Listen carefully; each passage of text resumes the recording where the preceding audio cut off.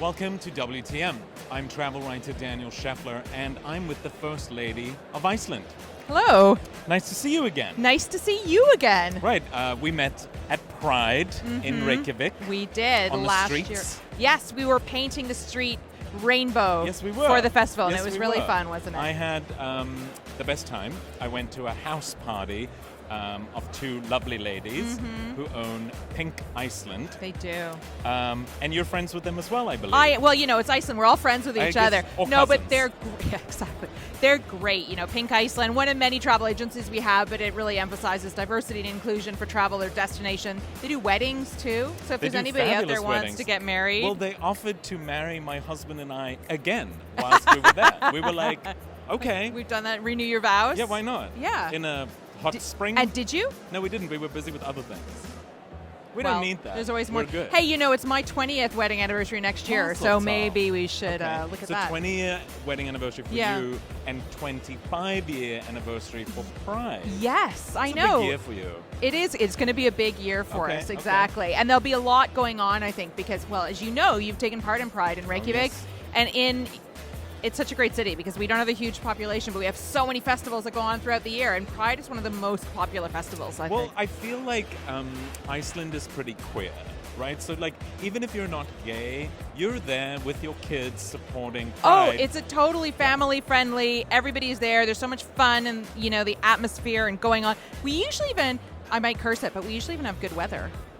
Oh, I don't better not curse say it, that. don't curse Okay, it. nothing. Can't was cut out the freezing. weather. Oh. Cut out the weather line. No, you're right. And I think, like, even statistically, I think we're the most open country to the queer community of at least the OECD countries or in the world I or feel something it. like I that. feel it. I've been a number of times and I feel it. There you go. That's Yeah. great. That's great. So, you've been on stage here at WTM.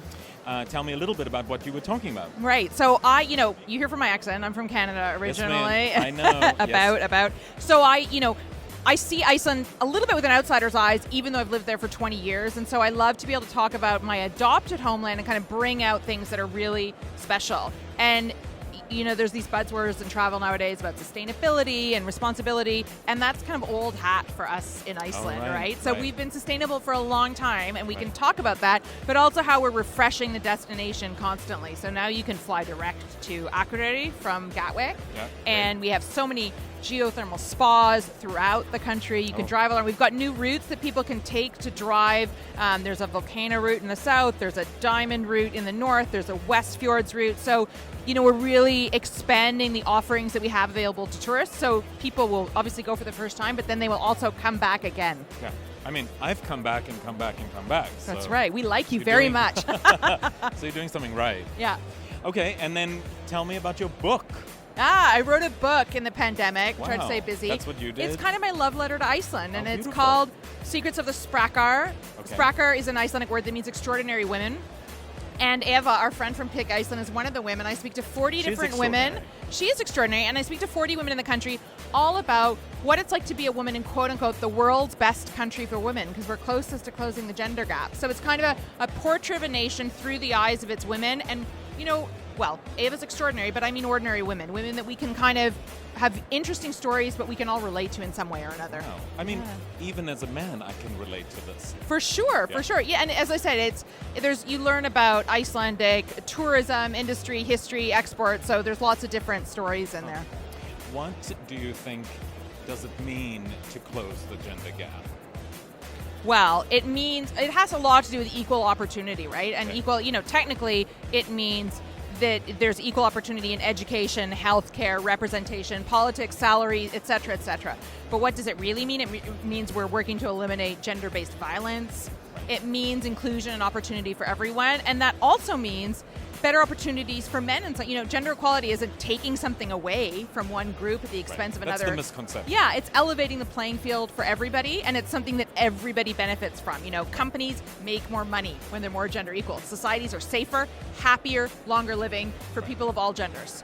But the data supports this, so why are people still not listening? I don't know. Oh, okay. There's a lot. We're kind of counterintuitive as a species, aren't we? Right. But the data supports it, and it also shows you that it doesn't happen of its own accord. And it's going to, if we kind of take our eyes off the prize, we'll fall back. And it's the same issue, for example, in in the areas of the Queer Association. You know, we need to constantly remain vigilant and alert to make sure that things don't go backwards. Yeah. Well, which they so easily can, even in places where you would not expect it.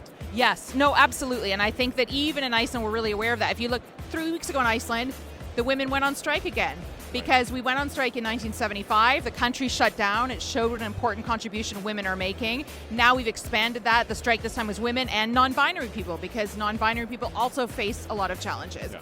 And it just shows you that we still need to fight. We still need to draw attention to it. Yeah. Okay, I have one more question for you. What do you think is so different about Iceland? I mean, I feel it, and I've been there, and I have a sense of it because I know you and I know Pink Iceland. But what do you think is so different about Iceland compared to the rest of the world? Well, it's hard. I mean, the landscape, the environment looks really different, but there's looks also like space. Yeah, it looks like I'm on some I know other it, outerly but planet. it's gorgeous, It's right? gorgeous. It's gorgeous, Yeah. and it's so safe and comfortable. Right. But it's because maybe we have a small population. It allows us to express ourselves, to be individuals, but we're all kind of working together, and we can wear a lot of different hats, you know? So I hope that people experience our country as a very welcoming, inclusive, unique environment, and that leaves you with some inspiration as well. And then, of course, we have to talk about Björk, because every Iceland conversation I have has to somehow involve her. Okay. She's working on something new, I believe. She might be. I'm not up to date, but you're right with Björk. You know, I was always told you kind of haven't lived in Iceland until you've had your Björk moment, which is like when you've seen her in public somewhere. Yes, I've heard this too. And yeah. it's Oh, happened yeah. to you? Of course. Well, she many comes times. over for tea. She doesn't come out. I mean, I've met her now because my husband is the president on several occasions. Fine. Name drop. But it's okay. I name drop Björk. It's totally fine. But yeah, you see her grocery shopping or at the swimming pool or whatever, and I that's love that. yeah. And nobody stops. You know, nobody's like, oh my gosh, that's Björk. Take a picture. Everybody's very laid back and casual. Well, she's such a fabulous representation of the country, of crazy creativity that just feels so magical. Well, you know, creativity overall. We have a lot of creativity, and it's respected and encouraged and nurtured. And I think that's also a difference. You know, that if you're a poet in Iceland, people are like, what's your poetry about? And can I buy your book? Not, how can you earn a living being a poet? Right. And I think that is also kind of crucial societal difference. Well, actually, that's such a funny thing you say that, because when I was there the first time,